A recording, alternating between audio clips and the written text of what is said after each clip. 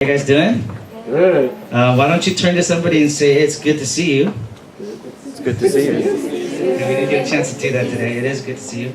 I bless you in Jesus' name today that everything will be restored. And what I mean by that is, not in the sense like in every new year you pray that you're going to renew and make resolutions and I'm going to get down to it and I'm going to change everything. I don't mean it in that way. What I mean by restoration is to really restore how God has called us to be. Okay? God hasn't called us to do something for Him. God doesn't need us to do anything for Him. God hasn't called us because, He's had this plan that He wants to use and abuse us. Or I don't know if that makes any sense to you, but growing up in the church for me for such a long time, that was a very big part of my understanding of how things work with me and God. I have to do something for Him to do something for me, and then when I wasn't getting something from Him, I must have been something that I'm not doing, and etc. and that vicious cycle of religion. But that's not it at all. God has called us with an amazing blessing, with an amazing plan for each and every one of our lives, and I pray that gets restored today. Amen? Now, the thing is, the reason why sometimes that's very difficult is because life isn't easy. I've been married for over 10 years. Some of you who are not married, don't worry. I mean, you are missing out on great things, but you're not missing out on like things that you're like, it's the same. Life doesn't get. Okay, let me be careful with my words because my wife might hear this. Okay, life only gets better not because of I have a partner. If I'm very honest with you, life gets better the deeper I go into my relationship with God. If Christ is not at the center of our marriage, it's difficult. Okay? It's difficult. And the thing is, the reason why restoration can seem difficult is because life isn't easy. Okay, so for some people who say life is good physically, they have a good job, they have a good this, they have a good that. In some sense, that's kind of fake. I'm not saying that we shouldn't have those things. Amen? Amen? Are you following me? I'm not saying that we shouldn't have good jobs and our life shouldn't be good. They should be good, but that's not the essence of what our life is supposed to be. Okay, life is full of problems. And if you're not careful because of those problems, because of those issues, if you're stuck on that, if your thoughts are stuck there, and you cannot escape that and change your thinking, you're going to be caught in that problem and you won't be able to see God's perfect plan for you in that difficulty and in that hardship. And let me give you an example of a woman, and I've shared this story before, who had an abusive alcoholic husband who for many, many years was just grinning and bearing it, and her prayer topic to God was to get rid of this alcoholic problem. And she was not able to see God's perfect plan and blessing even within that. And then finally, when she was able to see that, her eyes opened to see that not only was her husband the source and reason why she found her relationship with God, she started to see past that and see his suffering. At first, she could only see her suffering, and her prayer topics were just get rid of him or his suffering because I'm suffering. Are you following me? She never put herself in his shoes. So when she restored her enjoyment of Christ and how amazing the gospel is for her personally, she was able to see something and see that his suffering, wow. And she confessed to her husband, I'm sorry that I've never really prayed for you. I never understood your problem. And that's when it all got restored. The husband was like, what's wrong with you? What, you're saying sorry to me? What are you talking about, And that healing process just took one moment to restore everything, to understand. Okay, so I bless you in Jesus' name that would be a restoration today. So the point is, in the introduction is, you need to find yourself inside of Christ. That's the key. The you outside of Christ is miserable. The you outside of Christ, if you're not honest, and it works both ways, either you're very proud of yourself or you put yourself down. It's the same thing. Pride and the opposite of pride, of low self-esteem, is very similar. It's both the conclusion is you're not understanding who you really are. There's nothing to be proud about. There's nothing to be also too down about either, because the good news of the gospel. Amen? If we didn't have the gospel, if Jesus didn't do what he did and he didn't rise from the dead, then man, we should be sad. But he did. He did. Okay, so that's the you need to find. The you that is not righteous, that has fallen short of the glory of God, but the you that Christ has called, who saved, the you that is now called his child. Amen? That's good news, guys. Is that not good news? That Jesus, that God loved us so much that while we were still sinners, he died for us so he could restore our relationship with him. So that now we don't have to work. It's not something that we do or that we've done. Adam ate the fruit, sinned, all of mankind was separated from God, but now it's not upon man anymore. It's what Jesus Christ has done on the cross, what he finished. And he said it's enough. It's finished. Amen? So there's no more need to do anything but enjoy. So the first point is this. Why is that so difficult? Because there's an enemy. And that's what the first point is. You have to realize, okay, that as we read in the passage today, our battle is not against flesh and blood. You know, when you meet people, and people are generally the object of fighting. I don't know why some people think that me and Deborah never fight because she's so wonderful. And maybe I look kind of kind too, right? But you don't really know me that well then. If I'm hungry and I'm tired, just don't stay close to me, okay? But our battle is not against flesh and blood. The Bible is very clear about that. Our battle is against the spiritual forces of darkness in the heavenly realms. We have an enemy, and his name is Satan. He's a thief. He comes to steal, kill, and destroy, and thieves, they don't like to be seen. So if you don't think that Satan is attacking you in your everyday life, if you don't think that he's real, he's already won. He's already won. A thief doesn't dress in neon clothing and like with lights and here I am. You know, what does a thief do? A thief dresses in black and doesn't come in the day, he comes at night because he doesn't want to be seen. Okay, the moment you acknowledge and realize that you have an enemy and he's trying to attack you is the first part of winning the battle. Okay, that's the introduction today, is realize that there is an enemy. If you don't realize that there's an enemy, Satan, and he wants to destroy you, he doesn't like you, he wants to deceive you, if you don't realize that enemy's existence, you're already losing. 1 Peter chapter 5, verse 7 and 8 says, your enemy, the devil, prowls around like a roaring lion. And you know what lions do? They wait in hiding until that exact moment. So he's waiting. The Bible also says that he's an angel of light. He's a thief. He masquerades as an angel of light. You know, he looks beautiful. Things look beautiful. The things in the world look beautiful, and that's how he deceives. And ultimately, I believe one of the first front line of his attacks is your thoughts and your emotions. So if you can just kind of take a step back for a moment and think what you're thinking, and see if your thoughts are word-centered, Christ-centered, God-centered. Because if they're not, they're most likely you-centered, and that's where he attacks. That's how it's done from the beginning. He makes it about you.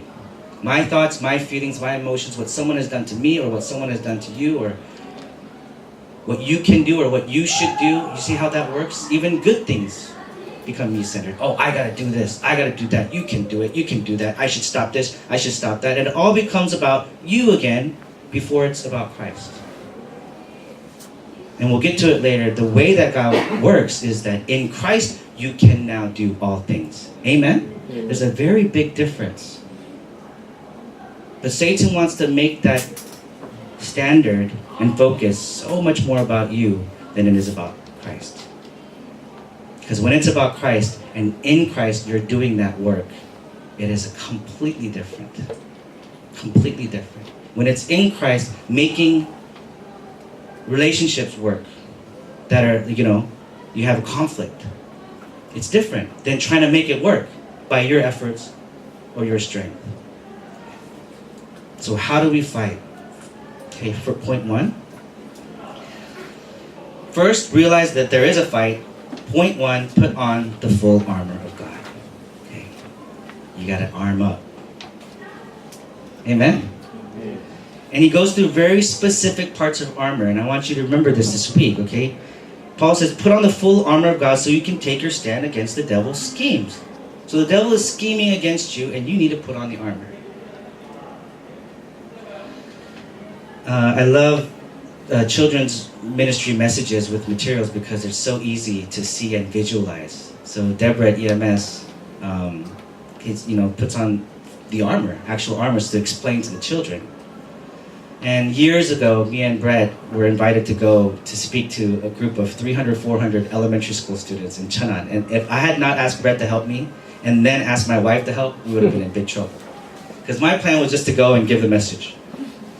Point one, to these elementary school kids, right? And their attention span is what, like 5 minutes, 10 minutes?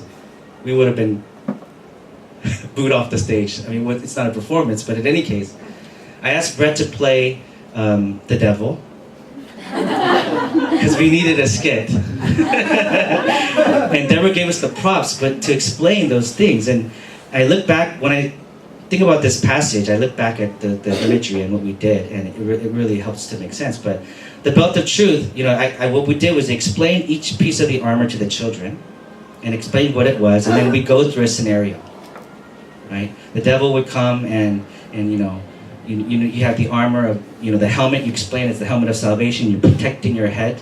Why? Because your head is very important, right? Important parts of your head. So, you hit your head, you get a concussion, and there's important stuff in here. So he attacks your thoughts, and you have to put on the full armor of God. So what we do is we explain the helmet and then put it down, and then, Brett would come in and he'd be like, shoot the arrow. You're stupid.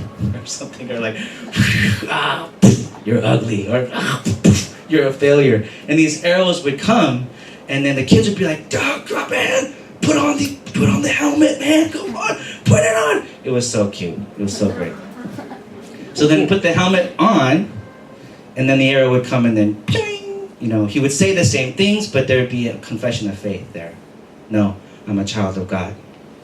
My success is not measured by my grades or what people think. I'm a child of God who has received salvation. Boom, like that. So that's how it works. But that's exactly what it is, guys. Okay, you need to put on the full armor of God because the devil is going to constantly attack you. The belt of truth. What is the belt of truth? Back in those days with the pants, you definitely needed a belt because they were heavy. It's armor, So if you don't have a belt, what happens to your pants? Yes, don't imagine that right now, okay? But you get embarrassed. Your pants will not hold up. The belt of truth fitted around your waist. What is the belt of truth? It's Christ. It's all Christ. The breastplate of righteousness. What is that? Guarding your heart. Guarding your heart. So easy to be proud. Look what I did. Look what I did. It's so easy to be led by your emotions. Put on the breastplate of righteousness so you can guard your heart. You guard your emotions. That it's Christ's righteousness, not your righteousness, not your works. So guard your heart. The shoes of the gospel of peace. What are those? To protect your feet so you can walk. Because back then, you walk on the ground. There's not like roads today or sidewalks today. It wasn't sand. There's a lot of sharp stuff in there. You got to wear your shoes so you can walk comfortably. Always have the gospel of peace so you can be at peace wherever you go, no matter where you go. The shield of faith so you can block the arrows. And most important piece, I believe, is the helmet of salvation. The devil's greatest strategy is once you receive salvation is to make you think that you can lose it or you don't have it. So you will not be sure of your salvation. I bless you in Jesus' name. This week you put on the full armor of God. Amen? Amen. Secondly, among those pieces, there's one piece that's a piece of armor. That's not an armor, but there's one weapon. Okay? And that's the second point. Okay, when you're going to fight the spiritual battle, you need to have a weapon. If you don't have a weapon, the devil will keep attacking and he'll be like amazingly surprised that you're not dying. You'll be like, man, that's some strong armor, man. What is that stuff, But he's not going to be afraid of you because you don't have a weapon. Now, what is that weapon? It's the Word of God. Guys, this is the key. This is my conclusion in life. If I'm not led by God's word, I'm not going to win this spiritual battle. If you hear the message on Sunday, God's word is working even now. When the word is proclaimed, the word is living, active, is working. But if you lose it on Monday, you're losing the spiritual battle throughout the week. You need to hold on to the word. And that can seem very vague, but the core central theme of the word, the covenant, is what you need to see. The flow of the covenant. The Bible's message is very simple. A lot of people want to complicate it. There's a lot of things in the Bible, but it has one central message, one central promise. The creation of the world, God made man in his image, everything for the man, and gave man a choice out of love. It wasn't forced. There's the door if you want it. Adam and Eve chose the door. God could have slammed the door shut as he said that he could, but he didn't. Before the creation of the world, he had planned the way out. That's amazing. That's why the gospel is so good. He planned, he knew it would happen. He gave Adam and Eve will, knew that they would choose themselves over God. They would believe in Satan's lie, and he had planned the way out before the creation. Are you guys following me? Can you grasp that? That's amazing. Amen? No? Guys, look at me, please. Some of you guys are like, I don't know what you're talking about. You know? That's what the Bible's central message is. There's no way out. I know you made a mistake. I know you're going to make that mistake. And I'm going to prepare the way. So in Genesis 3:15, he makes the promise. The offspring of the woman shall come and crush the head of Satan. And that whole Old Testament is about waiting for that promise to come through Abraham. Abraham's seed, through you and your seed, all nations will be blessed. The Messiah, the Christ, the offspring of the woman, is going to come through your line, and all nations will be blessed through you. The Jews lost hold of that covenant. The whole Old Testament is about the restoration of that and the losing of that. The restoration and losing. The people of God losing that covenant, being enslaved to Egypt, and Moses calling them out. Through what? The blood of the Lamb. Okay. The New Testament is the good news that that promise is fulfilled. The Lamb of God would come, the offspring of the woman, born of the Virgin Mary. He came. His name is Jesus. And he did the work of Christ. That is what the Bible is. Jesus is the Christ. That's what it means. He's promised, he's come, he's fulfilled, he's finished it on the cross. Okay. So hold on to the word. Okay, the main word. So we have Philippians 1:6. We have 3 verses here from the New Year's message. So now just don't be deceived. If you receive the gospel, if you are saved, don't be deceived now. Okay, the devil's going to keep trying to attack, but don't be deceived by that. Because why Philippians 1:6? He who began the good work in you will complete it. Okay? He who began the good work in you will complete it to the day of Christ, fully. Okay, we're under construction. It's a process. Amen? So along the way in that process, just hold firmly to the covenant of Christ. Don't put yourself down too much. Don't try to, don't be deceived. Because where you are now is not where you're going to be. Who you are now is not who you're going to be. It's not who God has called you to be. Today is not finished. He's not done with what he's doing with you. Amen? So even in the midst of hardships and struggles, God has a plan. A good plan. Even if you're suffering right now, there's an absolute plan there, and I bless you in Jesus' name. This year, you discover that. Joseph and many people in the Bible went through what seemingly is a horrendous situation. Suffering, being a slave, being sold by his own brothers who hated him. But in the midst of that suffering and situation, he discovered God's perfect plan. God's perfect plan. And it was then that God began to work and began to see things differently. He realized that I'm not a slave going to Egypt, but he is a slave going to Egypt. I'm going as a slave to Egypt to save Egypt. That was the only way he could do it. He can't walk up to the gates of Egypt and be like, here I am. Yes, my name is Joseph. I'm here to save you. They would be like, what the hell are you talking about? Get out of here. He went in as a slave holding on to God's covenant and promise. In that situation, God began to work. And that's the rest is history. Okay, so no matter where you are, what you're going through, don't be deceived. Okay? Discover that God has a plan. Philippians chapter 3, verse 7 to 14. If you have a Bible, you can look there with me.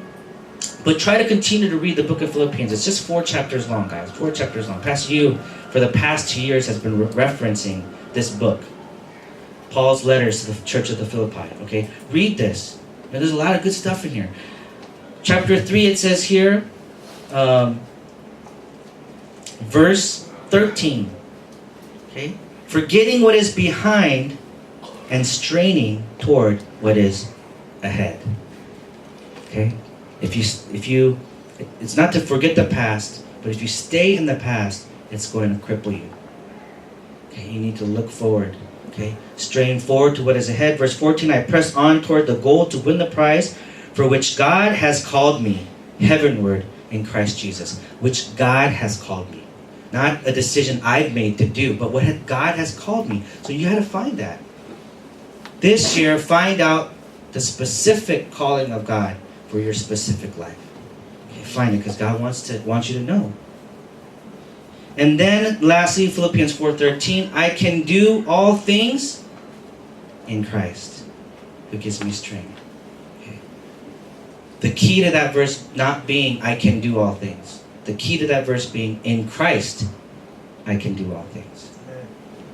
Lastly, thirdly, the most important part of the spiritual battle is now taking this word that has been proclaimed to you, the gospel that you're hearing, and personalizing into your life. What is that? It's prayer. It's prayer. Philippians chapter 4, verse 4 through 7. This is what Paul, how he ends his letter, towards the end of his letter in chapter 4. He says, rejoice in the Lord always. I'll say it again, rejoice. Let your gentleness be evident to all. The Lord is near. Okay, first he says, rejoice. He says it again, rejoice. Let your gentleness be evident to all. The Lord is near. Verse 6, do not be anxious about anything. What does that mean? That means there's a lot of things to be anxious about. That's what it means. But don't. But in everything, by prayer and petition, with thanksgiving, present your requests to God. Amen? Thanksgiving being the key. What does that mean? How can you be thankful in an anxious situation? How can you be thankful in a situation where there should be no thanksgiving? How can you do that? Discover God's perfect plan within it, and you can.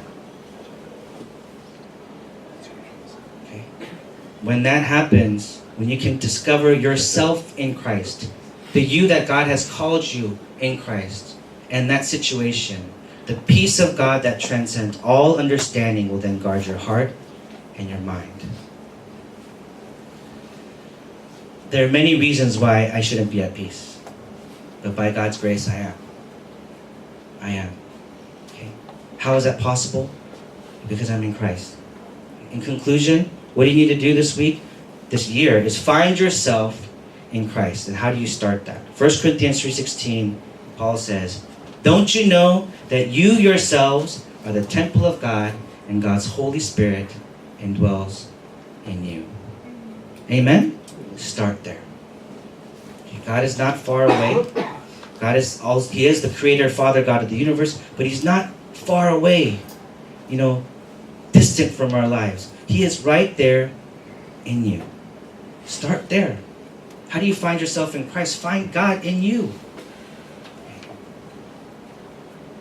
Secondly, find God's plan for the church. Plan for EM. The praise team, we met this morning, and we're praying to find God's perfect plan for the praise team.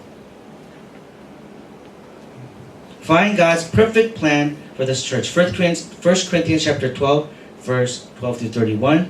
The church is like the body of Christ. And its weakest point, the Bible says there, is the most important. It's indispensable, it says. If your finger hurts, it hurts your whole body. It hurts your whole body. If your finger hurts, you don't cut your finger off. Oh my gosh, If your foot gets hurt, that would be just silly. The English ministry, the church, is the body of Christ. And when one part hurts, the whole body should hurt. The hurt part should be more tended to and more taken care of. So I really pray in this next year we discover that we're all part of the same body. That we pray for each other, that we find God's perfect plan for each other, and lastly, find that perfect plan in the field. In the field, because there's a great many people who have still yet to hear the gospel. I think it's very easy for you and I to take the gospel for granted because we hear it every Sunday, we hear it all the time. But there's a world of people in whom I was a part of, that portion of the world who had never heard the gospel. I had never heard the gospel. I've gone to church my entire life, but never heard the gospel. I don't know if that strikes a chord with you at all, but I was so lost. And even today, I still wander away from the gospel. I still wander away from the blessings that God gives me. But back then, I didn't know I was wandering. I mean, I knew I was wandering, but I had no way to come back. Does that make any sense? There was no light. It was just dark. But there's a world of people that are caught in the darkness who have no way out except through the gospel. So I bless you in Jesus' name in 2017. You discover yourself. You discover God's plan for your personal life, God's perfect plan for this ministry, and God's perfect plan for the field. Amen? Because that's what God desires. He desires not only your own personal salvation, which He's finished and done, but He wants you to be used to save other people, to help other people. I believe this is going to be an important year. Are you guys excited? You should be, man. That's the promise of God. Amen? You guys got to get ready to be used by God in every part of your life. Amen? Amen. That you got to be ready for everything to be restored. What I mean by that is not everything's going to be perfect. Are you following me? But everything to be restored within the blessing of Christ. In Christ, we are made perfect, made righteous. Everything else may be falling apart, but that's not what's the truth. So don't be deceived. Amen? Find God's plan. Let's pray. Let me give you a moment to pray.